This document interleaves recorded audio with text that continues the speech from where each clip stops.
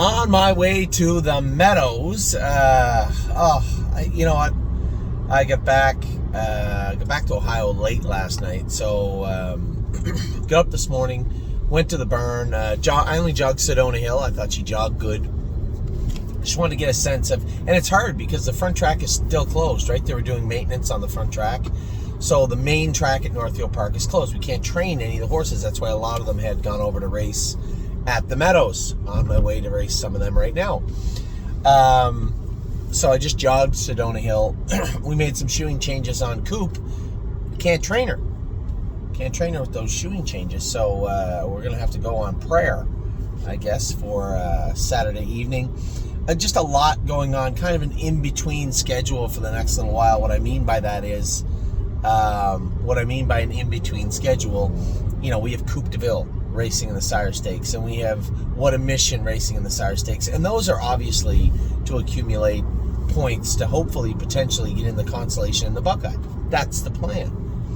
It doesn't always go that way, but that's the plan. We got to look at who made the finals everywhere else so far.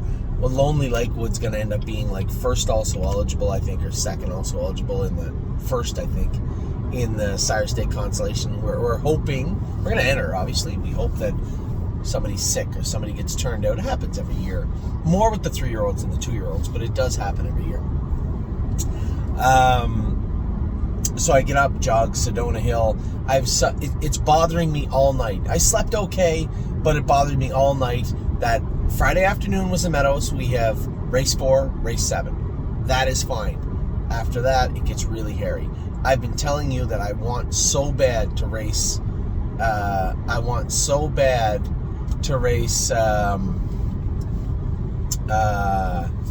Horn Player at Mohawk, and I can't because I'm supposed to go because Stay Close's class didn't go at the Meadows. We said, we'll put him in at Scioto. So we put him in Scioto. What a Mission's got that open, the 3-year-old Sire Stake race, and I'm Fancy Like's got like a 2-year-old filly. It won't be any joke. It's probably tough Buckeye fillies. So I'm torn. I get the 9-hole with Stay Close. 9-hole. That's tough.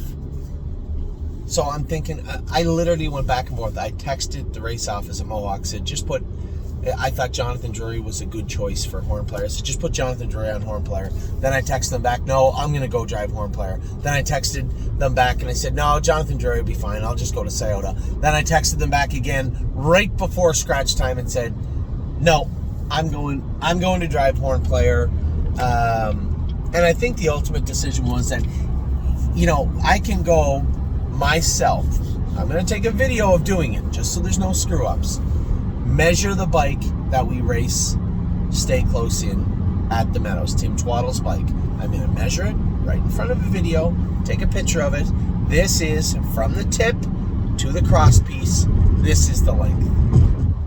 A lot of the drivers have the same bike, the UFO bike, but some of them, there's different variations. Some of them are smaller, some of them are offset, some of them aren't offset, some of them are higher, lower.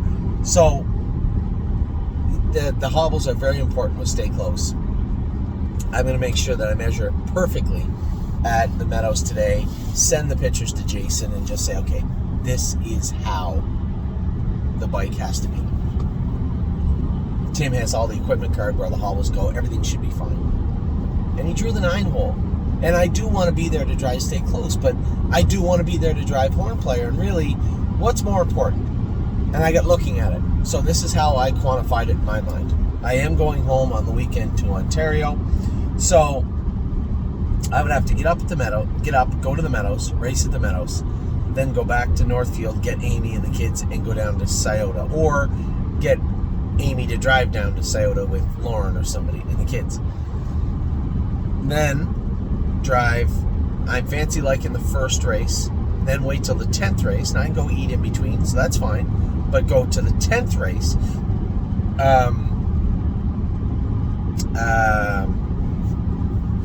wait till the 10th race to race Stay Close out of the 9-hole, or oh my god, there was a text message that said there's a big accident on 79 South. I believe I take 79 South.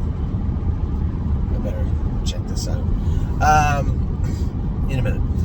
drive Stay Close out of the 9 hole, and then drive What a Mission in a Sire Stake event. Now, the What a Mission Sire Stake event, grab a bone. There's 7 or 8 horses. Geez, a 4th or 5th to be awesome. 4th or 5th would be a huge success. It's a long shot.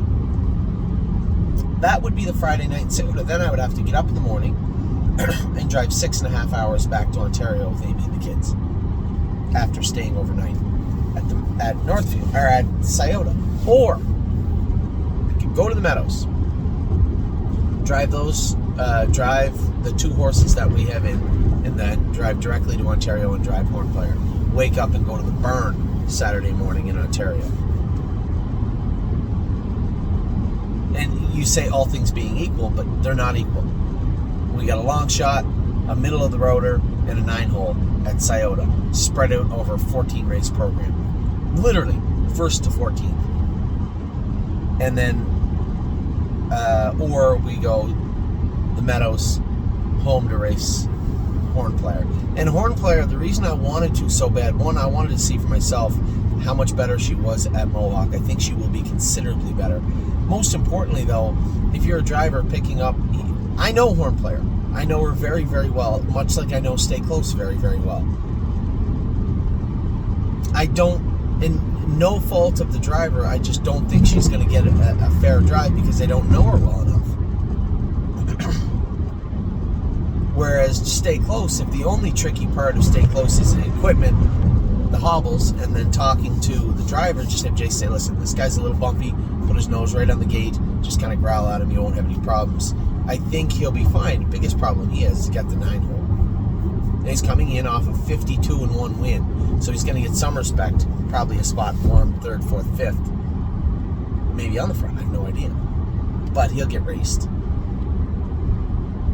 So I went back and forth and back and forth and back and forth all day, and I finally decided that Horn Player was, in a photo finish, Horn Player was the horse I should be driving on Friday night. Now, for my partners on Stay Close, say, Anthony, come on. You know the horse, you know this. I get it, but here's our option. 9 hole in Scioto with another driver, or sit in the barn for another week. And you might say, well, sit. That's easier said than done. That's easy to say now that we drew the 9 hole. It's not so easy to have him short because he had to wait another week to race. At the very least, he gets to race and stay tight. And at the very most, whoever drives him, maybe Jeremy Smith, because he's going to drive the filly, and he drove her good last time. Who knows? Maybe we luck out and the horse does really well. I don't know. But I think, especially now that I talked to you about it in this format, I think I made the right decision. So that was what's coming up, but what went on yesterday. So another one of those nights where you're like scratching your head, and thankfully we had a horse that raced fantastic, but we did have a couple. One looked sick, and one is starting to get under my skin a little bit. So we're going to start from the top of the night. Mick Paisley certainly looks sick to me, and I think that goes with the MO of that burn this week, and that's certainly not Mario's fault. When you have virus go through your burn, it's almost like you will resort to prayer if you have to get them over it. You treat them, they look healthy, they go out and they race flat. They're just a step off, and that's exactly how that filly looked. Now, that's important because that's exactly also how Warwick Yuri looked. A couple of steps for him. And how Jayport Beach Boy looked. So I think it's more than likely that a little bit of virus going through Mario's barn. Now, I was at the barn very briefly yesterday, I think. Yesterday morning? I believe it was yesterday. And there was no feed left in their tubs. They seemed sharp. So if there is a virus there, it's probably a minor one that they can get over quite quickly, I would hope. But we'll see. Now, next was Widespread Panic. The fact that he finished up well is the only reason I wouldn't want to just wring James's neck. But hold on, that's not fair. That's not a fair statement. They went 56-4. That's not a fair statement. So I'm going to walk that back. I was very happy with the way that Widespread Panic raced. He looked comfortable. He looked quiet. You guys have no idea the transition of this horse. He was hot, crazy, making breaks, rude, ignorant, and he's now transformed into a horse that looks fairly manageable. Quiet, focused, and finished up very good. I was extremely pleased. In fact, one of my partners, Patricia, sent me a message and said he's going to be a very good 3-year-old. I agree wholeheartedly. I think we're sitting on a nice colt that's going to be a pretty good sophomore. So I was okay with the way James raced him last night. Not shocked, and okay with the way he raced him last night. Atlas Hanover, very disappointed in his performance last night. I know somebody said, oh, Travis drove him terrible. No, he didn't. Hold on, pump your brakes. Let me just give you a little rundown. This horse raced in the Little Brown Jug last year. Has a mark of 51, and Marshall Zukov just came first over and dummied him. That's not Travis Henry. That's squarely on the shoulders and the withers of Atlas Hanover. And this whole, 26-2, he's done that his whole life. He raced in the Little Brown Jug. He got in the final elimination. And I can assure you, the likes of Marshall Zukov were nowhere to be found that day. He's just fallen in a funk. And that's not a Harry problem either. He was like that before he left here. We bounced him around trying to spark him back up.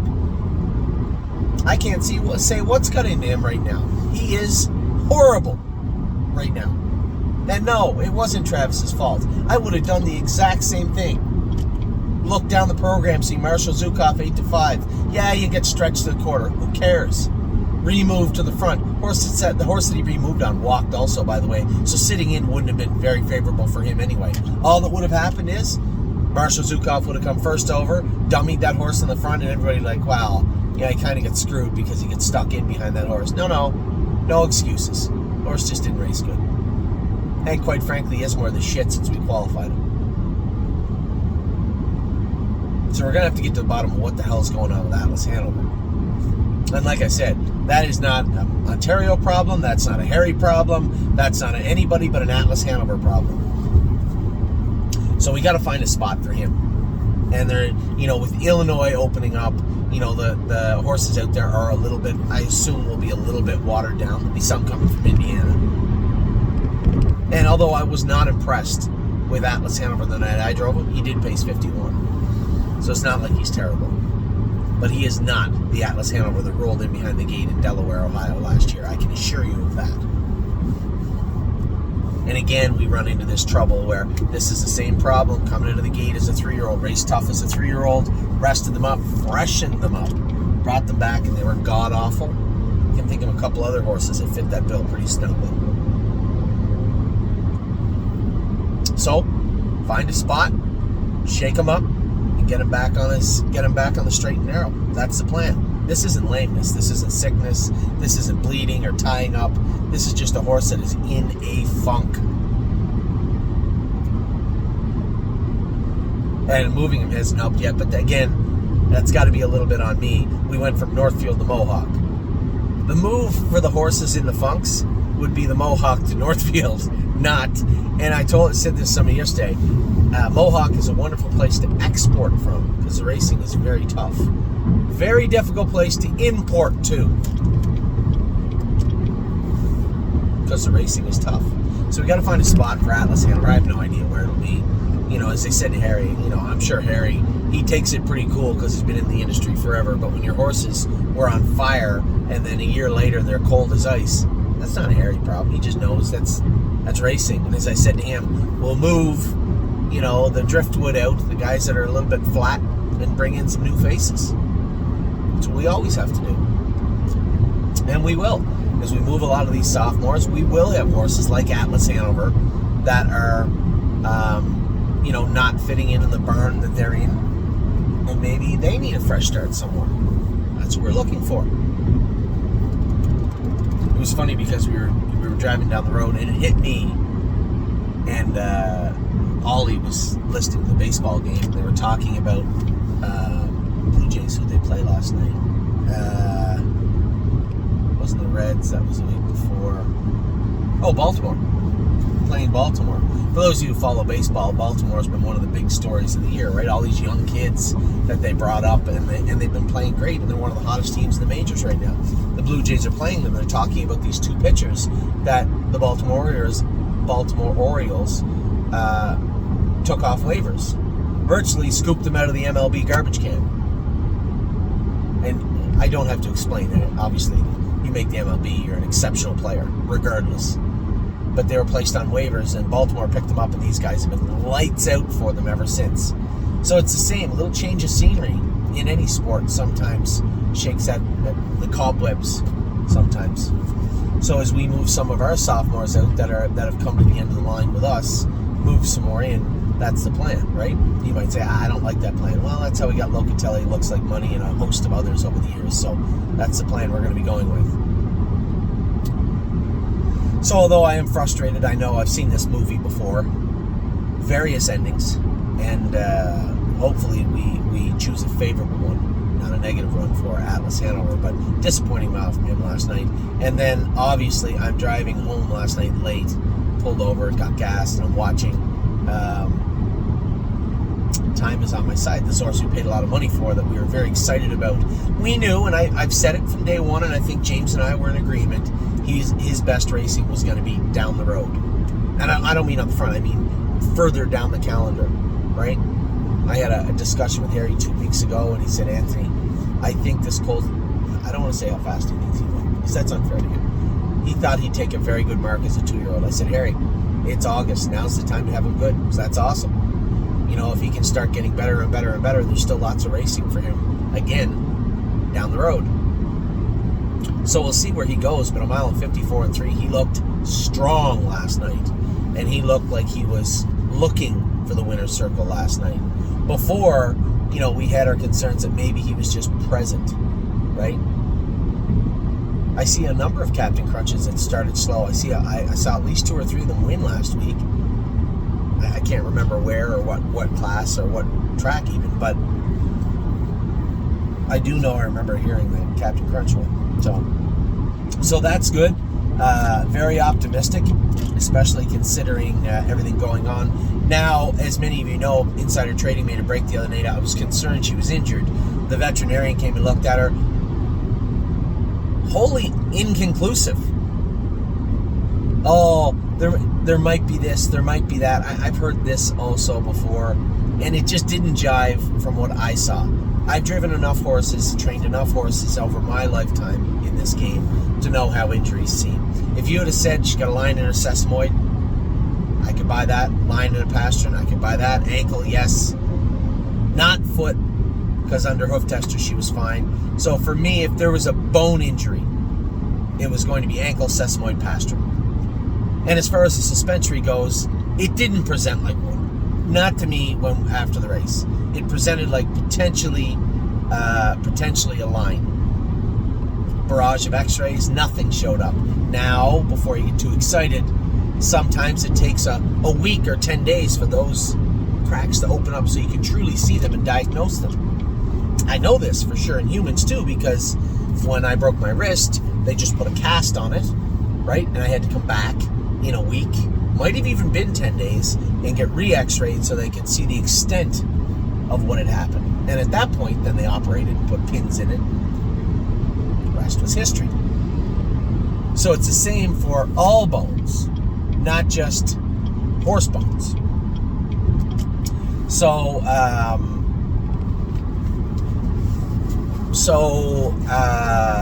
inconclusive. So I'm a little concerned because she's still lame as of yesterday morning. Megan was on her way back with memory and imagination. You know, we're both just getting over that because, as you can imagine, it bothers her a lot when things don't go right. Anybody, I can tell you one thing. You show me somebody that doesn't get bothered when the horses race bad, and I'll show you somebody we don't want to do business with. How's that? My baseball coach in high school. I'll never forget this.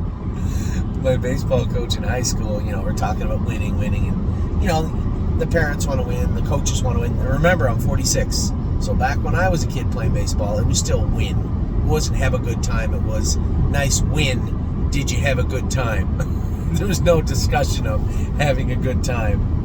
And I remember my baseball player, or my baseball coach saying, we were talking about losing a game and a kid flipped out. Right? And I did too. Everybody did. kid flipped out and maybe threw his helmet. And somebody said, don't be a sore loser. And somebody else said, he's not a very good loser. And I distinctly heard my coach mutter when he walked by me, you show me a good loser and I'll show you a loser. That's what he said. So it's okay to have the horses race good, but if it doesn't bother you when they're defeated, or when a horse makes a break that shouldn't, or was, given a bad drive by me or anybody else, when those things don't bother you, that's a problem. Because some of those things keep me up at night. And if you take your job seriously, it should keep you up at night too. And I know it bothers Scott, it bothers Megan, everybody we do business with. It isn't win at all costs. It never was, it never will be. Because you can't win all the time. But when you're in a position to win and you don't win, that's the most upsetting part. And when it's silly things or stupid things or just circumstances. Oh, he lost a shoe, he broke a hobble. Stupid stuff like that. That stuff really gets under my skin. So, insider trading was sore after the race. I've been in the game a long time, and it presented to me like a line, but we took the shoe off after because I wanted to see if there was maybe a pus pocket coming. Couldn't really find anything on testers. So Megan gets home. Philly's lame. She's walking on her toe a little bit. X-rays were inconclusive. The ultrasound, she thought she might see something. I said it's not. Before you start saying it might be a suspension. Well, first off, where did she think she saw something? Mid-body. Absolutely impossible. Not possible. I said there was zero swelling, under palpation, so under squeezing that ligament all the way down. No flinching, no soreness. It is absolutely, what I saw was acute after the race. She was sore. It was not a suspension. She goes, I agree. She goes, but we'll see. That was a different vet. I have another vet coming for another opinion tomorrow. Messages me today. She said she's walking good on it now, which is, so right away, light bulb goes off. Has to be an abscess. I said, what, did something blow out of her foot? She goes, I was just about to tell you. In the back of her bulb, there's 2 marks, and it kind of smells bad. Probably blew something out of the bulb of her foot. So the reason she didn't test bad, one, it's hard to test back there at the bulb. It's hard to get the testers there, right? Because the bulbs go right down. So it's hard to get the testers on there. Plus, it's soft, so putting the testers on there, you're going to get a reaction anyway. You don't test that area. You test the solid foot.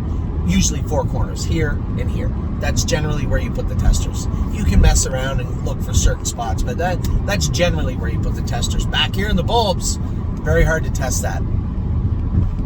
And usually, they blow it up out of the hairline. So when you test there, that's generally where you can test it.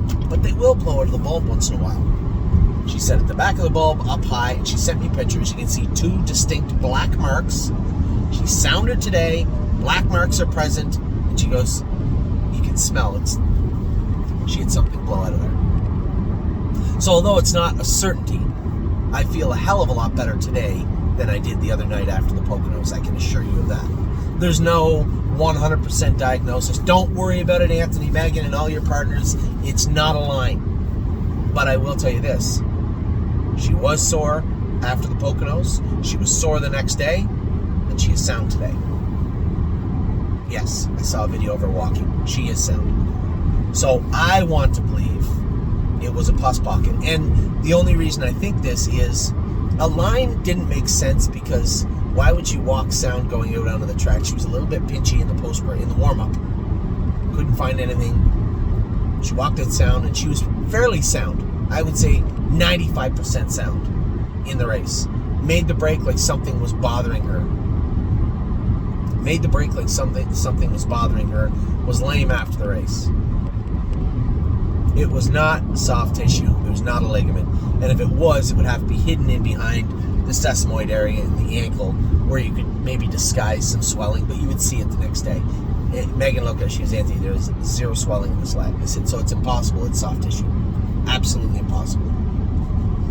It's not impossible that it's a line, but the fact that you factor in this black dot in her foot, factor in the black dot, the 2 black dots in the back of her foot, the smell coming from the infection, and that it's in a place that could happen. And the way she was walking, the way she was very ginger on the back part of her foot, yeah. I think in this case, 1 + 1 = 2.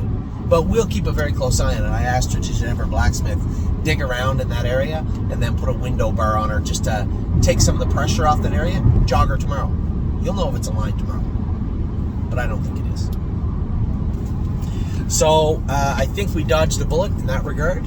You know, for a summer where we had injuries, it just seemed like it was another one of those pile-on moments. But it's not. We don't believe so. So we'll know more tomorrow and the next day, but I believe when the blacksmith looks closer, he'll confirm what Megan found and what makes the most sense to me when I try to, run it through my mind. So that is the insider trading saga. Last night's races, the only real disappointment, I think, sickness for sure, it looked like in Mario's barn. And then again, when you look at how the rest of his horses raced this week, I would say that hypothesis is probably plausible and likely. Atlas Hanover just raced terrible. Again, we're going to have to shake this guy up. Something's going to have to give with him. Likely potentially move him maybe to Illinois, where it's a little softer to start with, until we figure out what the hell is going on with him and get him back going. But again, it's certainly not a Harry issue. Harry was inherited this issue. He was terrible at Northfield when we sent him home. I just thought a bigger track, it would suit him better. And it wasn't Travis's fault. Travis did nothing wrong. This horse raced in Little Brown Jug and was a good 3-year-old, by the way. Rest him, bring him back, and he just shelled up. And I don't know why, but we're going to find out. And it's not lameness, not sickness, it's not bleeding, it's not tying up. I think he's just in a funk.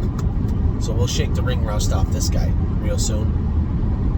And then really happy with Widespread Panic, and really, really happy. So happy with Time Is On My Side. It looks like that cold ceiling has grown quite a bit. It looks like the sky's the limit, so to speak, and that the horse looked great. So a wonderful job by Harry, a great drive by James on him, and hopefully we can see some forward march in the coming weeks and even months. Well, not months, weeks and month-ish with him, till we get a real good look at what he might be able to do in the fall, and it's just take a mark and put some good races together and build him up for a sophomore. Then so be it, we'll do it. But I do hope there's a little bit more waiting in the well for Time Is On My Side. He certainly looked good last night. Now I'm off to the Meadows. I can't wait to race. Now we get the 8-hole with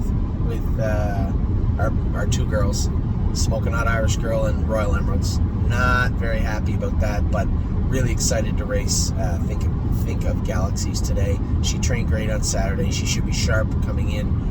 Really excited to race this filly, so we'll see how that plays out.